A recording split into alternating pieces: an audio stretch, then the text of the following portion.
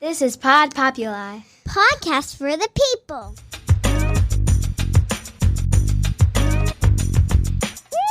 The Great Love Debate. It's the Great Love Debate. The Great Love Debate. It's the Great Love Debate. Hi again, everyone. It's Brian Howie. Welcome to The Great Love Debate, the world's #1 dating and relationship podcast. Since 2015, I am back here in the very, very fine studios of Pod Populi, podcast for the people. I'm at the one in Scottsdale, Arizona. I'm here by myself. Where are all the people that I pay to be here and record me? I don't know, but it's just me. So I'm going to do a quick read that I've done a couple times over the last couple weeks, but the producers of this show have been getting a really great response. So I'm going to give them another read on this, and it might interest you guys, and then we will get into the show. So are you dating someone online that you're ready to meet for the first time? If so, listen up, because this TV casting call may be the one for you. They are now casting virtual couples who've yet to meet in person. And yes, that's a thing, because lots of people are responding. The Emmy award-winning Bunham Murray Productions, you know them. They were the creators of The Real World, which we have had some of their alum on this show a million times. They're casting a new relationship experiment TV show for a major cable network. Are you in love with someone you've never met in person? So whether that was during the pandemic or long distance or any other reason, just plain nerves, they're going to make your first meeting the most memorable experience of your life. In this relationship experiment, you will meet the individual you are falling for in person for the first time ever. So you don't have to worry about trying to decide where, when, and how to meet your online love. They've got you covered. The producers are making it all happen. An adventure of a lifetime is just one click away. So to apply, go to bmpcasting.com/nevermet. BMP, like Bunham Murray Productions. B as in boy, M as in Mary, P as in Peter. bmpcasting.com/nevermet, and it is open to all ages over 21. So all the ages over 21. Anyway, last week we gave a quick shout out to some members of what we are calling the GLD 300 Club. The people that, I guess by their own calculation, have listened to at least 300 episodes of this show. And my engineer, who's not here today, said, "How do you know?" And I'm like, it's the honor system. We're not doing a forensic analysis of their Spotify account. We're just taking their word for it. And for those people, we thank you. Don't get lazy. Only listening to 300 still means you got about 100 more that you need to catch up on. Thousands of laughs, millions of words of wisdom out there still available for you to gobble up and consume for your listening pleasure. And when we get to 500 episodes, I'll be wildly unimpressed with your 300, because 300 out of 500 is 60%. Slacking, so you got to keep at it. But we do have a few more names that came in. People are like, wait, didn't you get my email? What about us? Hey, what about me? Mia, Jonathan, Michael, Fiona, Corinne, Liam, Jeremy, Megan again, different Megan, a lot of Megans, so many Megans. Lenore, Jan, Sigamy, rhymes with bigamy. I could be wrong. Sigamy, Billy X. Thanks for listening, Billy X. And Jacqueline, we thank you guys. And we thank all of you. Anyway, I was supposed to have a guest in here today, but sort of like my staff here, they were running late, and I really hate late. I once wrote in a script, a film script I wrote, late is where excuses go for comfort. And I like that line then, and I believe that now. So on with the show. You get me just again, and I don't like to do 2 solo episodes in a row, but so be it. Podcasts, good podcasts, are essentially conversations. And sometimes in a conversation, one person speaks and other people listen.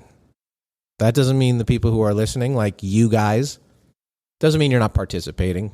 You are, because you're hearing and hopefully understanding and feeling and preferably absorbing some of it. So it doesn't mean you are agreeing And it doesn't even mean you're reacting. If you're sitting at home alone and you're reacting to this podcast, if you're like, that motherfucker, that's fine too. But it's not mandatory.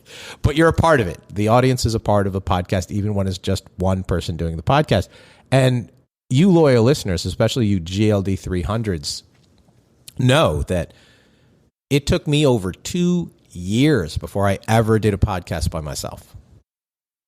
I always needed this peanut gallery of producers and sound guys and publicists and guests to be around me. So I had somebody to say something, I would be like, right? And I needed somebody just to say right. That Timothy Chalamet is talented, don't you think? And I needed some sort of audible response. Like, I don't know. I just needed it. And I get it. In life, you don't want to just throw things out and hear no sound. You do need some sort of reaction. So I always had a lot of people around. I always had producer, engineer, guests, or whatever. I needed somebody around. But one day I got thrown in the water and I had to do one myself. And I survived and some people liked it. And I was like, maybe I don't need an audible response. Because I think I didn't trust the audience at the time. It's not that I didn't trust that you were listening, because we knew people were listening, but it's like, do they trust the subject matter? Do they trust what I'm saying? Are they interested? Is somebody listening and caring and privately reacting? But with time and with repetition, because life is about reps, comes confidence that someone is listening and caring and reacting. So I think I do have that trust. And for the second week in a row, it's just me. So here we go. So I'm not always crystal clear about what I talk about or think or believe, because sometimes the point or the message can get diluted in some of the nuance. But what you guys definitely know, and I definitely know, is that I absolutely love questions. I'm not one of those people that are like, oh my God, you ask me so many questions. I love asking questions and I love getting questions. Questions are the most underused resource we have as a society, and I don't think we raise enough of them. And I don't think we follow up enough on them. And we don't ask the right ones. I always find myself asking people, well, did you ask them this? What did they say to that? And they're like, not only didn't I ask, they didn't even think to ask. I don't think that way. I love all questions, probably to the point of annoyance to the people around me. I love to raise them and I love to receive them. Ask them, get them, give me all of them. But here's a question I had never received before when it was asked. And it was such an interesting question because it was such a simple yet layered one. Like, it was like, that's a weird question. And they were like, you talk all the time about questions and possibilities on your podcast, because yes, I believe the questions are what lead to the possibilities. But they asked me, what was the best question you ever received? And I didn't know if they were asking that in terms of the podcast or in life, but I interpreted it as life, or that's where my brain went. What was the best question you ever received? And rather than be surprised at the question, I was shocked at how quickly I had the answer. It just came to me like, boom. I had never been asked it before. I had never heard anyone ask it before. I had never thought about it before. And as soon as they asked me that, I just knew. I was absolutely positive that I knew that answer, which is weird because if somebody asks you an even simpler question, like, what's your favorite pie? Or what's your favorite color? Or what's the first concert you ever went to? It might take you like a minute or two of thought. And you're like, I don't know. Was it that? Was it that? Is it this? I don't know. And that makes sense because even a simple question could take a moment, but that didn't happen here. They asked this question and I instantly knew. So what's that question? I don't want to keep you waiting in suspense for more than 60 seconds. Hold that thought because we do have to do some stuff here to pay the bills. So give me 60 seconds, take a listen to our sponsors, and we will be right back. And we are back, and I'm talking about the best question that I've ever been asked. And I'm sure if I went out in the street now and asked that question to a bunch of people, they would be like, why are you asking me that question? So that question would be met with a question, not an answer. So this person asked, what's the best question you've ever asked? Not what's the strangest, or not what's the most interesting, or not what's the most common thing you get asked. What's the best? And like I said a minute ago, it's amazing how quickly I answered that because I associated the question with how it made me feel. So I wasn't actually rating the question. I think for some reason I was rating my reaction, and I remember my reaction to this question. And lots of questions are going to give me a great and positive reaction. Would you like ice cream with that? Yeah, I would. Hey, do you know you won the raffle after you left? Yeah, good. I like that question. Would you like a late checkout? Yes, good question. Hey, did you know Dad redid the will and you get it all? Yeah, great question. Theoretical and most likely improbable, but I like the questions. Will you marry me is probably the best question for a lot of people, but I'm not getting that question. Or if I am getting that question, I'm not reacting well to it. He should ask. Sorry, woke fellas. Just ask. But for some reason, when somebody said, what's the best question you've ever been asked? My brain instantly went, and the best question came right up. The best question I've ever been asked was somebody simply said, is that the girl? That's it. 4 words. They wanted to know. Her. That one. Is that the girl? And I answered, yeah, that's the girl. And I knew what they meant when they asked it. And they knew what they meant when I answered it. Yeah, her.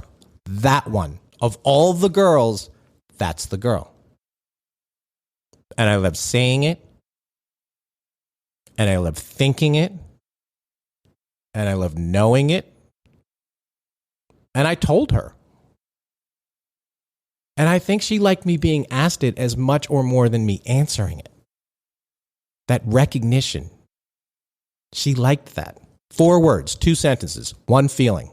Yeah, that's the girl. Because the person who asked it, I think they could tell.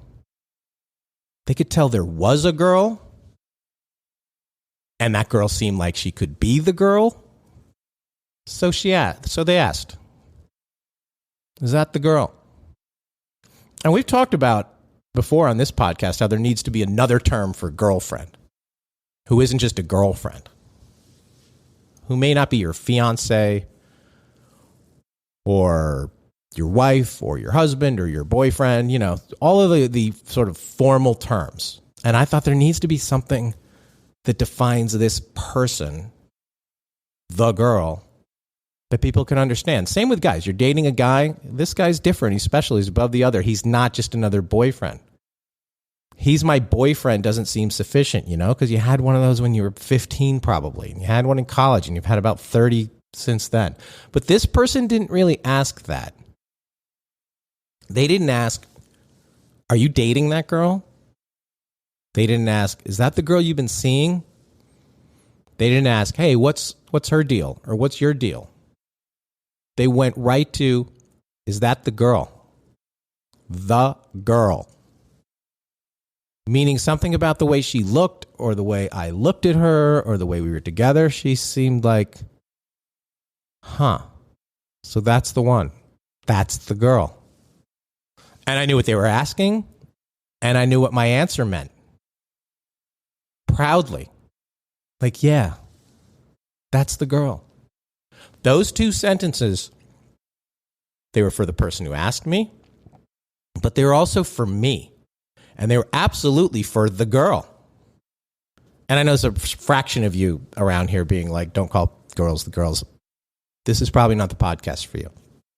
This is probably not the episode for you. And this is probably not the conversation for you. That's the girl. Why is she the girl? That's not the question that was asked. I'm not as good a question because that's another question for another podcast and another day. It is, but that's not as good a question because then it gets more subjective and gets more about the characteristics than about the feeling. So it's just at that moment, and still to this day in this moment, that was the best question. for me, to me, because it wasn't really about me. It was about her and how I felt about her and how they perceived her and me with her and all the other layers in such a simple inquiry. Oh, yeah, I can see that. You might be like, what? You haven't been asked better questions? Chicken or the egg? Is a hot dog a sandwich? Those are meaningful questions with lots of layers and angles, and they can and should absolutely be explored. I think it is the egg, and I think the hot dog is a sandwich, but I could be wrong. But I wasn't wrong in my answer to that question. Is that the girl? And I'm not wrong in my evaluation of that question and what it meant and why it mattered then and matters now to me. Forwards in, forwards out. Is that the girl? Yeah, that's the girl. Period. Exclamation point. Full stop. The end. So it's not always what someone asked that makes something the best question or a great question. And it's not really about why they asked. They probably didn't care anymore when they asked than if I could pass the salad dressing. Seriously, like they wanted to know, but it wasn't life-changing for them. They probably were at best, I don't know, mildly curious. But mild curiosity or a gentle nudge or a casual gesture, greatness can always come from those things. The best can be derived from those things. You can get a whole lot out of a little. And that question mattered. Mattered then, and it definitely matters now, because when somebody asked the second question to me, what is the best question you've ever been asked? My brain didn't even hesitate. It remembered. It knew. It was permanently there because it was simply the best. Yeah. That's the girl. So you want to find the girl or the guy? Come to our live show. The next one. And we have so many people. We don't talk about it as much anymore because we probably don't do any of these live shows anymore. But when we stopped counting, I don't know, we were over 50 couples who were either engaged or already married after first meeting at one of our live shows. Seriously. And that's just the ones we know about. And that's just the ones that first clicked there, not the people who left there and then went out and find somebody and they decided, like, I'm going to try something or do something different and fell in love. No, these are people who probably after the show, we brought all these walls down, mixed in 2 drinks, and these people connected, talked, shared, went out, happily ever after.